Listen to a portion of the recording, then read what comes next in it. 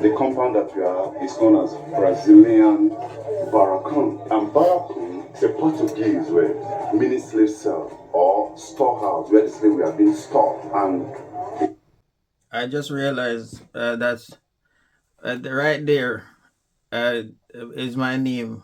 That's my last name. So I'm also Williams. That's right now we have to talk about 40 rooms in this compound. Okay, so this is where they kept slaves? Yes, in the olden days. And that is to say, each room contains 40 slaves. So this is called cowrie-shell, as you see. Okay. So those are the kind of currency our forefathers used then. Yeah, this is what they used to use. Yes. yeah. That also in the last video, the Ghanaian man was showing that as well, and it's in Ghana. I think it's called CD in some place in Ghana.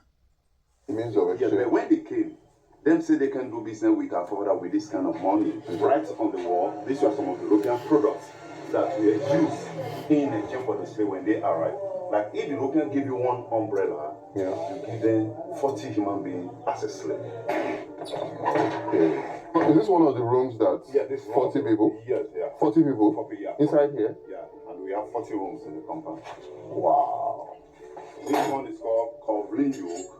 They use it to join two slaves together. They put this at the ankle or the Okay, to join two slaves together by the legs. Now, look at that small window tile. Can you see that small window there? Yeah. And that's what we provided the ventilation. Imagine 40 able human beings in there for 3 to 4 months. 40 human beings inside here. Imagine the odor, the heat. Imagine how many human beings could have died here. That's the reason when people come there, tell them you are not here to cash fund, but just to feel the pain the people at the bazaar felt. And those are the items that I show you on the wall. Each go for 10 pence. These are 50 human beings. Look at your back there. This bottle, if you look closely at the body, you see 373. They customized on the body. Yeah, that's 10 human beings standing. So these are the canon. Okay. 100, that's 200 slaves. For this canon, You can't give you the long one, you give them 100 human beings, another 100. That's wow. These are the chains they use for the slaves. You can see, that's why I say you can see. Wow. Which, So they put it, yeah, let me try it. Okay. So just tell the people how you feel. Wow, this is heavy, man. Fuck, this is heavy. Ouch. It's even drawing. It's not heavy. And this is what they wear on their neck. All true. Yes, there will be. It's going to be in a single file. You know, in the straight will be another neck, another neck. It could have been like 100 of them. Wow, man, guys, this is very heavy. And they wear this all day, every time. Yeah, while they're taking them away. And it's even this thing at the back is so not comfortable. Yeah. And that's their drinking pot here. Oh, this is where you drink They from. don't allow them to use cup, but it's almost the tie the hand at the back. They do water this way. Wow. Everybody goes in. Imagine while the water gets below, while struggling, the head can still injure the slave. Wow. We're cheated. So now we're going to the point of no return. And for us to do that, we have to cross over this lagoon here and get to the other side. That's where we see the point of no return. Point of no return is a point where once slaves get to, they can't come back anymore. You know, Badagry was founded around 1425. Okay. By a man called Agbede. Agbede. Okay. Yeah. And Agbede means blacks meat in Yorubas. The slave ship, which is called cargo ship, Okay. will be awaiting the slave On the other side. at the other side of the That's at the Atlantic Ocean. here. They will come in, get to the town, get the number of slaves that they want. Okay. After getting the slaves, they will now walk them in a single file. Down to the beach. They'll be in a straight road. Wow. And that heavy chain will be on their necks. You know, most times when they talk about the slave trade, Okay. it's always looking like, okay, it's just only the Europeans that were selling slaves. But it kind of seems like we Nigerians were also selling ourselves as slaves. Very, very correct. Like me, that I'm standing with you. Yeah. My forefathers were not slave traders, but we own slaves. Are you serious? Yes. Wow. Okay. You understand? How we own our slave? If you have the money, then Yeah. you can move down to the market Yeah.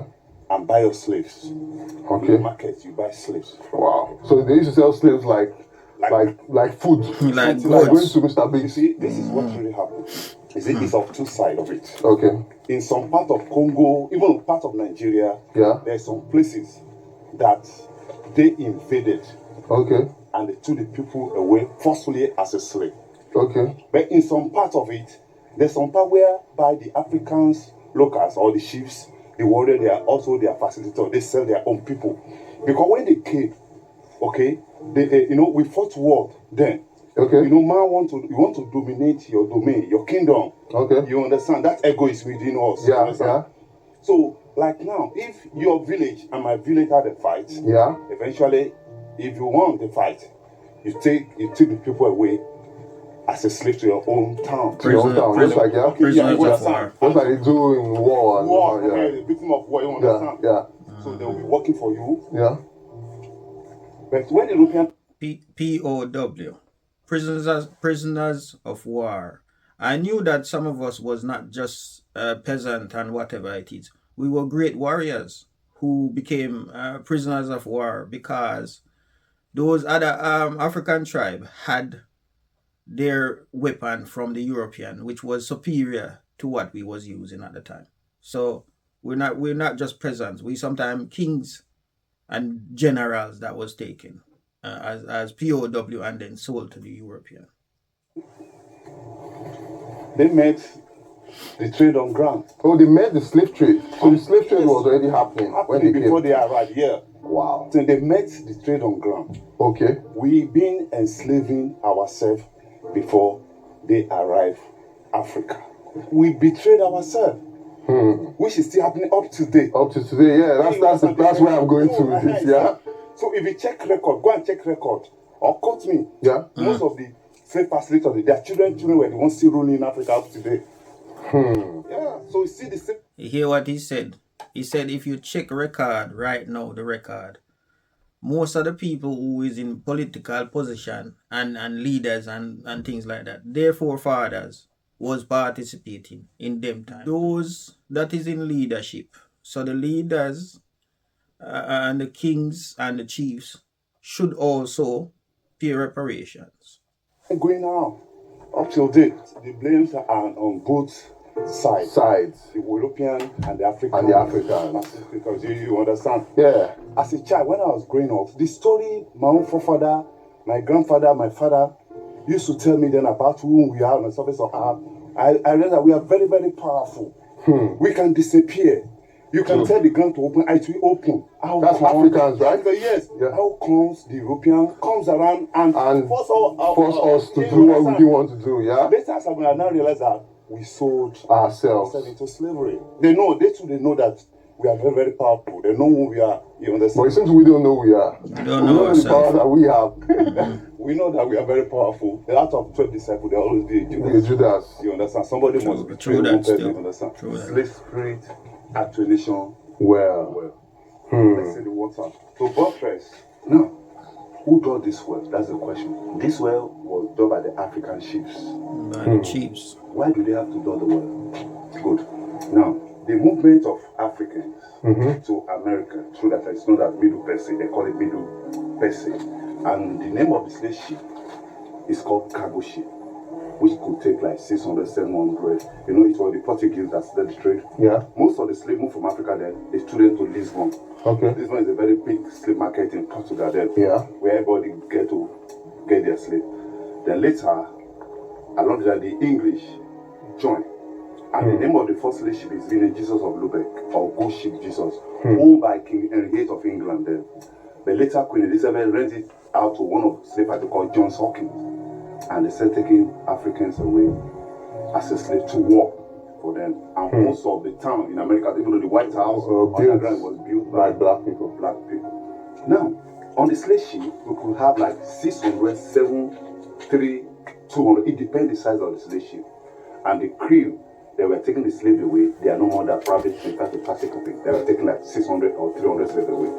So most often, while taking it away, if the slaves supported the land, and it's aggravated, you understand, or they have any opportunity, they'll kill all the crew on board. Yeah.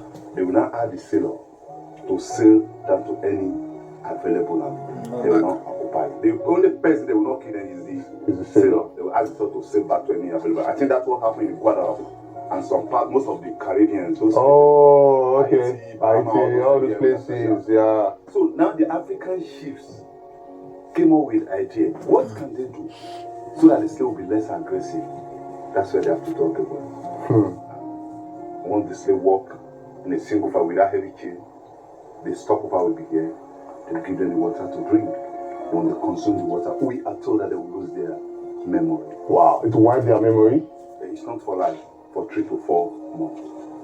It will weaken them. Not really that you wipe, when you wipe their memory. Why are they taking them as they they can't. So they can't do anything. Wow. So it will weaken them for 3 to 4 months. By then they will have sailed down to Europe or America. They will not regain their strength or memories back. I always wonder when I see how the slaves have been packed in the ship like sardine or like books on shelf. And I was always wondering, we as a people, we don't really stay put for one place for too long, and there's no guards there under there. So why are we just lying there? And now I understand why, according to what he's saying, that some of these chiefs who was selling our people, they had magical powers, according to what he's saying, or there's a magic in the water or they add something in the water where once you drink it, you become like a zombie. That's what I'm getting from this. You can have your own opinion on it, and please say something in the comment box so I could we could have a talk about it. I call it sleep attenuation, some call it memory loss. But ironically, some say the water is still effective. Some say it's not effective. So if I drink this water now, I'll forget my memory for the next 4 months.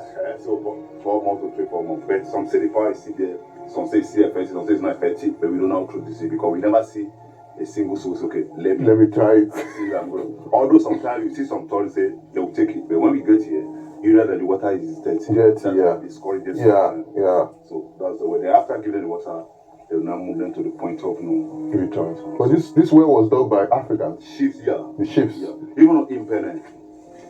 They also have one too. Okay. Their own their own is a tree. Like this. We call it tree of memory loss. The women will go around the tree 7 times, the men 9 times, and we are told that they will lose their memory. Wow. This is the point of no return that I was telling you guys about. By the time the slaves get here, this is where they bought the ships that take them all the way to Europe and all those other countries where they have been sold. The monument that used to be here is this 2 straight pole here. This one, yeah. There used to be an object on top them. Okay. That the object symbolize human being, and there's a thing that connects them. We call it Ark of Departure. Ark of Departure. So when they move in, they pass under the Ark of Departure. This is the bottom of the slave ship. Yeah. One slave head here. The next one that we follow is on the head, the leg, head, yeah. The reason that they don't want the means of communication within them. Oh, that's why. Wow. So another deck. The state government came up with beautiful idea. I used to call it beautiful idea. Okay. That they should build another monument in conjunction with the Ark of the Departure, and that's why they have to control this tunnel. Now, when tourists comes here, you go in. Probably there's going to be some artwork, pictures inside. Yeah. You go in as if you are going to Europe or America. Yeah. You come back to Africa. Oh, that's how it goes. Draw of return. Instead of no more point of no return. But this project that we are seeing here is getting more than probably getting to 10 years now. 10 years. So we don't know where. Yeah, there's no means of preserving the history. Someone came up with the idea. It was a good idea, but as we always do, as African people. Or as black people, we eat the money. So this place is also not being preserved. As you can, if you look, you see the thing where the water is kept, where the well is, there's not even any zinc on it to protect it from the elements, and so that the water can be looking a bit cleaner, and so that you can actually preserve the area. Wow. It's very troubling to listen to and see all of the things people have been through. And when you get to this place, it's not being preserved. This part of Nigeria's history is not being preserved as it should be. The memory loss well that the African chiefs built is also not being preserved. The monument at the point of no return is practically falling apart. It has been under construction for over 10 years. That's a very long time. I believe that history plays a very important role in the development of a country. If you don't know where you're coming from, how do you know where you're going? If you make mistakes and you don't learn from them, how do we know how to move forward into the future? How do we know how to build the future if we're not keeping records of all the things that have happened in the past? I believe that within a couple years, if these places are not being preserved properly, we would have no history. One of the reasons I'm doing this video is to shine a light on the story of the slave trade in Nigeria. Secondly is to showcase Badagry as one of the most important parts in Nigeria's slave history. I believe Badagry should be preserved not just for ourselves, but also for the people who are coming after us. they also need to know about where they're coming from. They also need to know their history. It was very mind-blowing going back in time to learn about how slave trade was started in Nigeria. There's not much I could say that is not been said before. That even in the 21st century, if something like slavery was legal, our people, the people we call our people, on the continent and off the continent, would still be selling their brothers and sisters. And that is just my opinion.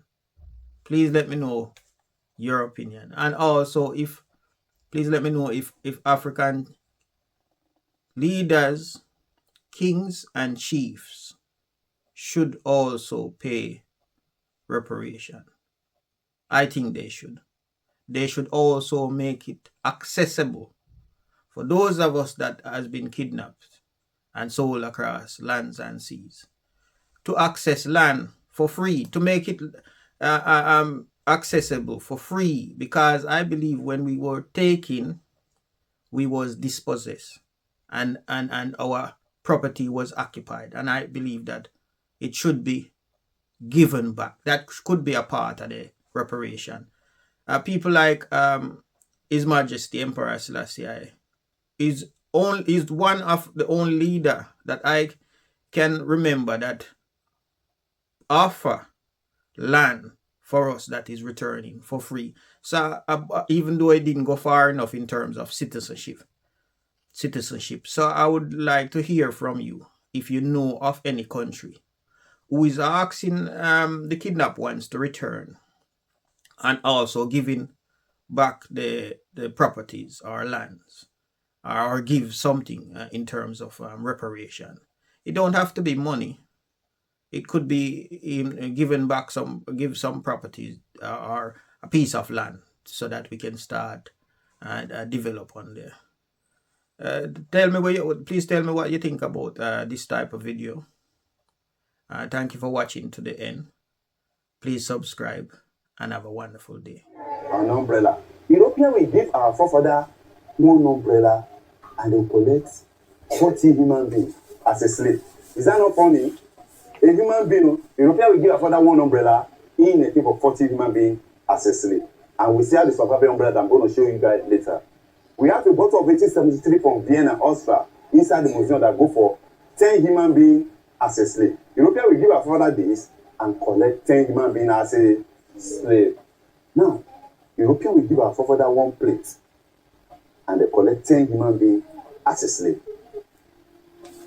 This long cannon gun go for 100 slaves. European will give our father the short one in a thing for 40 human beings as a slave.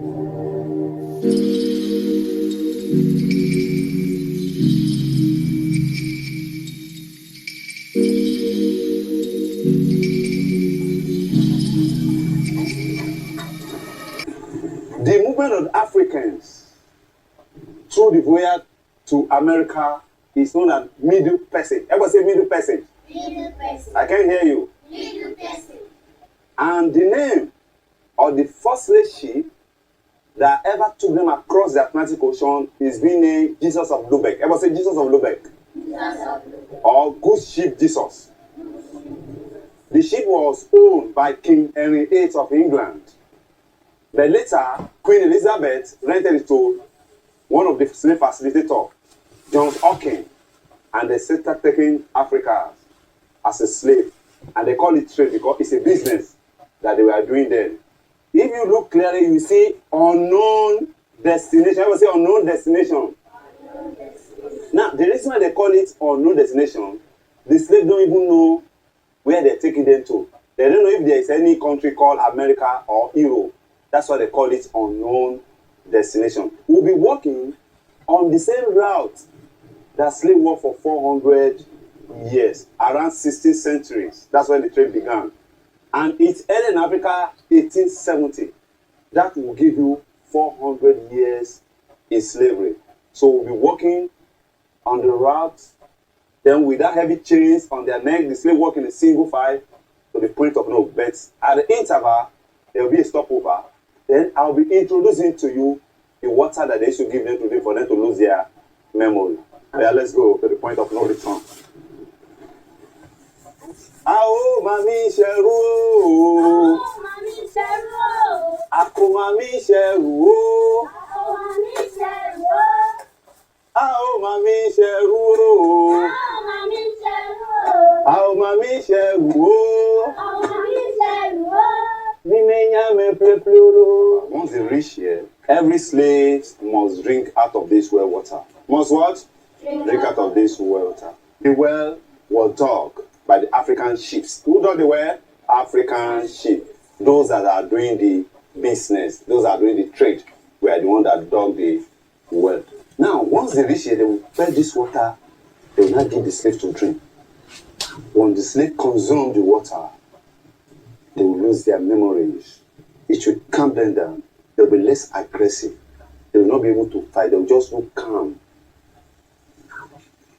So, then, when they look calm, they will not be able to attack their masters. Government call it slave attenuation. Whatever say attenuation well. Some call it memory loss well.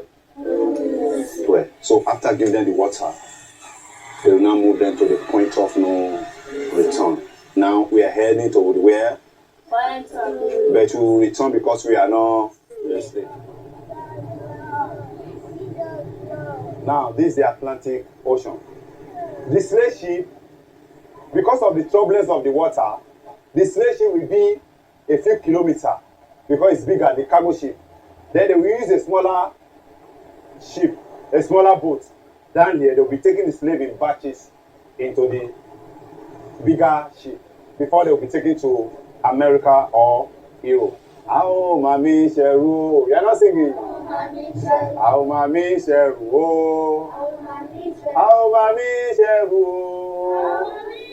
Ao mami sheru. Ao mami sheru. Mimenya me play play. Everybody say freedom.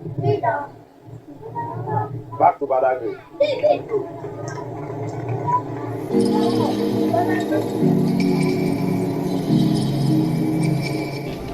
To the thing, people are not subscribed.